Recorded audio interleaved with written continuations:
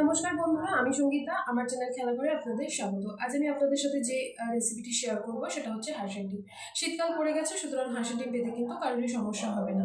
চলুন step by step রেসিপিটি দেখিয়ে দিই। যদি ভালো লেগে থাকে তাহলে চ্যানেলটিকে অবশ্যই সাবস্ক্রাইব করবেন এবং পাশে থাকা বেল আইকনটা প্রেস করে দেবেন। চলুন দেখিয়ে দিই। আমি এখানে 8টা ডিম ব্যবহার করেছি, আপনারা চাইলে 8টার বেশিও ব্যবহার করতে পারেন। প্রথমে ডিমগুলোকে একটি পাত্রে নিয়ে নেব, তারপর তাতে পরিমাণ মতো জল দিয়ে দেবো। আমি এখানে 1 বাটি জল ব্যবহার করেছি। যদি আপনারা ডিম বেশি নেন তাহলে বেশি জল ব্যবহার করবেন। ডিমগুলো ভালো করে ফুটতে দিয়ে দেব। যতক্ষণ ডিমগুলো ফুটছে ততক্ষণ চলুন মশলাটা বানিয়ে নিই। মশলা বানানোর জন্য এখানে আমি নিয়ে নিয়েছি একটি গোটা পেঁয়াজ, 2টি শুকনো লঙ্কা, 1 কুচি আদা, 1 কুচি টমেটো, পরিমাণ মতো গরম মশলা এবং একটি গোটা রসুন ছাড়িয়ে নিয়েছি। এছাড়া গুঁড়ো মশলা হিসেবে নিয়েছি লঙ্কার গুঁড়ো, হলুদ গুঁড়ো এবং নুন। চলুন ডিমগুলো কতটা ফুটেছে দেখে নিই। যেহেতু এটা হাঁসের ডিম, তাই এটিকে কিন্তু 10 থেকে 12 মিনিট ভালো করে ফুল সেদ্ধ করতে হবে, না হলে কিন্তু হাফ বয়েল হয়ে যাবে এবং ডিমের খোসা ছাড়াতে পারবেন না। জেনারেলি হাঁসের ডিমের খোসা কিন্তু ছাড়াতে গেলে ডিমের সাদা অংশ ছাড়িয়ে আসে, তাই একটু সাবধানে এটাকে ছাড়াতে হবে। এবং ডিম নামানোর পরে, সেদ্ধ করে নামানোর পরে তাকে কিন্তু ঠান্ডা জলে রাখতে হবে, না হলে কিন্তু খোসা ছাড়াতে পারবেন না। ডিমগুলো ঠান্ডা জলে দিয়ে তুলে নেওয়ার পর ডিমগুলোর চারিদিকের খোসাগুলোকে কিন্তু ফাটিয়ে যদি আপনারা ছাড়ান তাহলে খুব ইজিলি ডিমের খোসা সম্পূর্ণ পরিষ্কারভাবে ছাড়িয়ে নেওয়া যাবে। ডিমের খোসা ছাড়ানো হয়ে গেলে এক এক করে সমস্ত ডিমগুলোকে একটি পাত্রে নিয়ে নেব। চলুন দেখিয়ে দিই।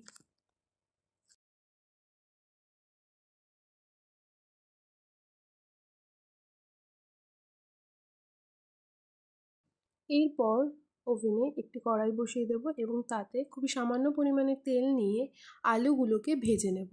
আলু ভেজে নেওয়ার সময় কিন্তু আলুর জল ঝরিয়ে নিতে হবে, না হলে গায়ে ছিটিয়ে আসতে পারে। আচ্ছা, আরেকটা কথা বলে রাখি, আলু ভাজার সময় কিন্তু কোনো হলুদ এখানে আমি ব্যবহার করব না। শুধুমাত্র নুন দিয়েই আলুটা ভাজবো।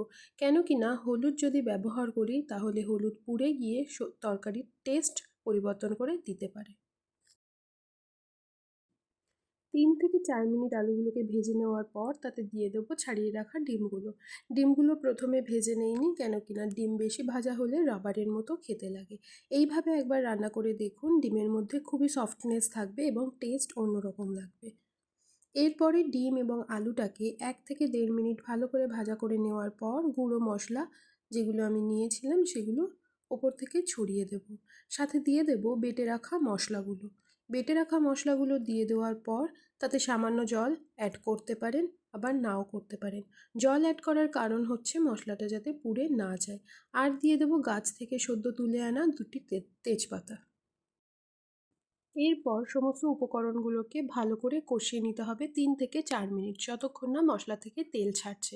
মশলা থেকে তেল ছাড়ার অর্থ হলো মশলাটা ভালো করে কষানো হয়ে গেছে। যদি মশলা ভালো করে কষানো না হয় তাহলে কিন্তু তরকারি থেকে কাঁচা গন্ধ বেরোবে, যেটা খেতে একদমই ভালো লাগবে না। মশলাটা ভালো করে কষানো হয়ে গেলে এখানে দিয়ে দেবো 1 বাটি পরিমাণ জল। এখানে আপনারা গরম জলও কিন্তু অ্যাড করতে পারেন, এতে করে তরকারির স্বাদ আরও বেশি ভালো হবে।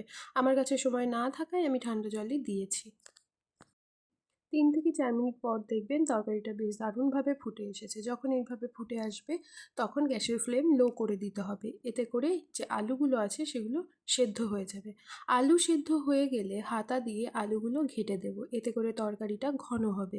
এখানে অনেকেই আটা বা ময়দা ব্যবহার করেন। যেহেতু রান্নাটা সম্পূর্ণ ঘরোয়া, তাই আটা ময়দা না ব্যবহার করাই স্বাস্থ্যসম্মত।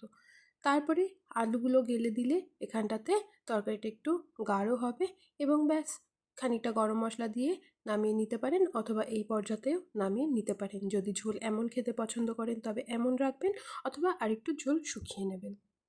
ব্যাস, এই তো তৈরি হয়ে গেল আমাদের লাল লাল ঝাল ঝাল ডিম কষা।